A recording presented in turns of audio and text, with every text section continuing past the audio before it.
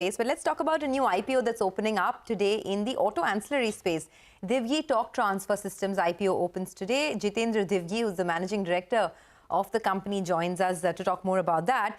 Just to give you a little more details on the IPO itself, it's a fresh issue of equity shares aggregating up to 180 odd crores. The proceeds by the company will be used for funding capex. It's an auto component manufacturer. It provides a whole range of turnkey solutions to automotive OEMs across India, the US, China, Korea, and provides a lot of dual clutch automation transmissions, etc. Their marquee customers include names like Tata Motors, M&M, and some global suppliers. So let me get the management on board. Mr. Divgi, thanks a lot for joining in.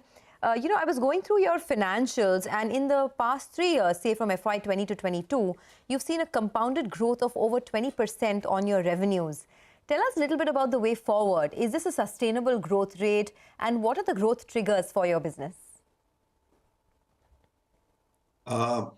Yes, thank you very much for this opportunity to reach out to the investment community. Maybe I can take a moment to just sort of give you a little bit of the background and context that will set the stage for the answer. So we are in the business of making gearboxes of various types for the automotive industry. We have a long history in the Indian market. And sort of pioneer in bringing electronically controlled gearboxes into the Indian market.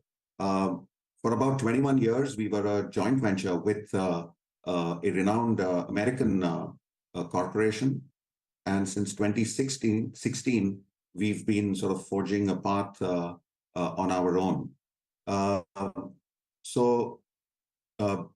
Going forward now, we're looking at transmission products in the EV space and taking advantage of the growing demand for automatic transmissions in the country. So in addition to that, our play is global. So that gives us additional options and sort of elbow room to look at growth opportunities. Can you just help us with what the market share is currently, both in the domestic as well as the global market, just to set the context? What's the market share of the company? So in four-wheel drive products, I believe we don't have a peer in the country. We are one of very few companies in the world making the type of four-wheel drive products that we do. I believe we are also a pioneer in indigenizing and localizing transmissions for EV applications. And our new plant in Pune is in the process of being commissioned, and will go on stream later in March and April to commence manufacture and supply of EV transmissions. And I believe at this stage in the market, we are the only indigenous manufacturer of EV transmissions.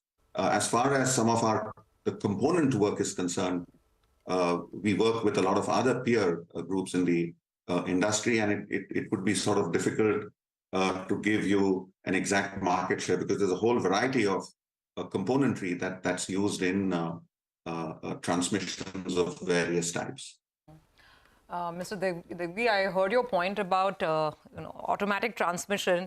I think most of us will agree. I've driven a manual car all my life, but my next one's definitely going to be an automatic, right? So we're seeing that transition play out. Do tell us a little more about how your business is, how does it comprise between domestic revenues and what you're getting from the export markets, and a little more color on exports. Is it largely US OEMs that you're working with, or European? We just need to map this, considering some of these big markets, US, for instance, there's a lot of talk about recession and slowdown. Certainly, and it's a pleasure. I think, thank you for asking this question. So if you look at historically, our exports have been between 25 and 40%.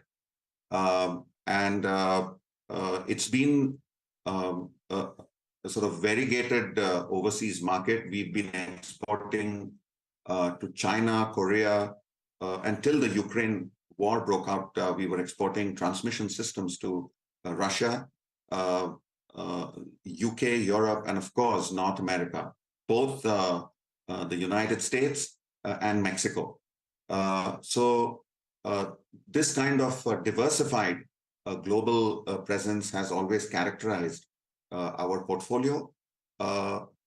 In recent times, in the last year and a half or so, you can imagine with the way that the geopolitics has played out in the world, there has been a little bit of a dent. But on the upside, what is a sort of conducive environment for us is, of course, the disruption that is being caused by electrification in Europe, in a little bit in the US, is certainly compelling many OEMs to sort of reconfigure their supply chains to try and address a shrinking base that they're operating from. And also, as you are aware, there is a China plus one kind of approach to supply chains now, both in Europe and North America. These two trends, based on this, we are seeing a considerable uptick in work coming to India.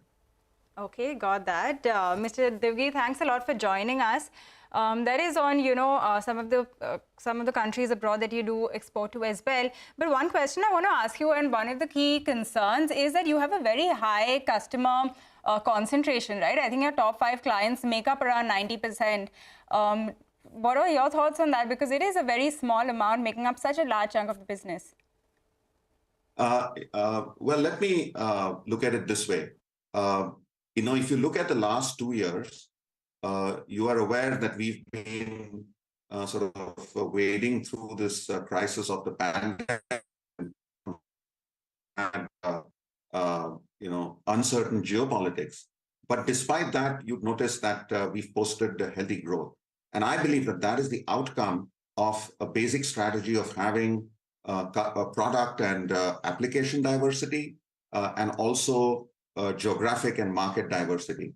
And when you have this approach, even when one or two things go down, there are other things to help you pick up the slack and move forward. And I believe with the kind of pipeline that we have, we will be able to sustain our business model going forward. Mr. Divgi, just a quick last question. We're completely out of time, but I just wanted to understand that the revenue that you did in FY22, about 234 odd crores, I'm not sure if the EV transmission business had already started kicking in or whether more of that will be seen in the coming years. And as you're talking about this big disruption, just leave us with some thoughts. You can't give us exact numbers, but how much will EV transmissions start contributing to your business, say, over the next 12 to 15 months? Let's look at it this way. Up to now, EV transmissions have not been part of our portfolio from a steady state revenue standpoint, but we are just coming off investment in capacity for almost 100,000 transmissions a year. And I think that should give you an idea of the direction that we are going in. Suffice it to say that we will have a fairly robust vertical developed in components, in systems, and in exports for EV products, transmission products, that is. Okay, well, all the best for the IPO. Thanks a lot for joining in and giving us a lot of details on how the business is shaping up, what the business is exactly. It benefits retail investors who perhaps would be interested in the IPO. Thanks a lot for joining in. Let's slip into a quick break. When we return, we'll discuss market technicals with Mitesh Thakkar of earningwaves.com. We will also discuss some top trading bets coming in from him. Stay tuned.